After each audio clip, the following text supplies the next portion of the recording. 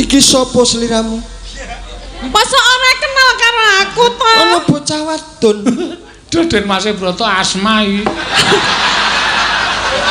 Suarane rak ya rada gedhe. Iki sapa?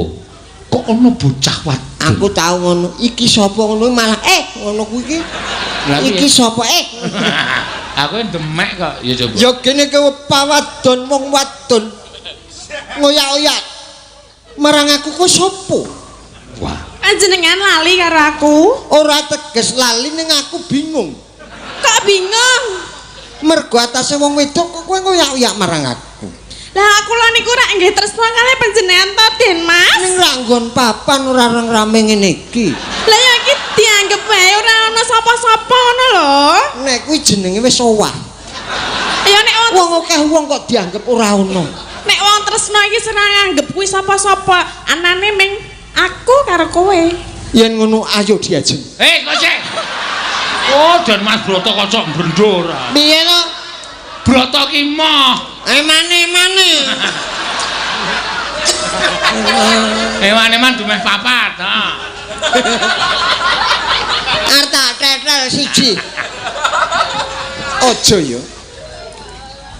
Aku iki durung karep-arep omah-omah.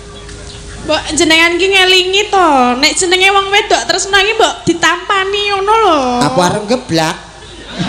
Ya ora, nek wong tresna kuwi kudune siji ya tresna, kene ya tresna dadi engko dadi gathuk tuk ngono.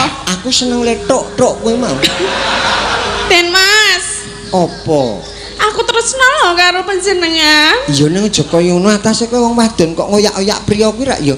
Ya ora peduli, nek pertresna ya tetep tresna. Nah, kalau nggak peduli ya udah. Lah terus gimana? Sik iki ketoprak lho udul-udruk lho. Iki nganggo nggak peduli ngono. Ya kowe menerke tok men kowe iki ketoprak dadi kono ketoprak ajaran. Kono kowe ngendi nek pengendikanmu ki aja sok nganggo ndak peduli iki basa Indonesia. Kuwi basa Indonesia. Ya ora apa-apa wong seneng iki bebas.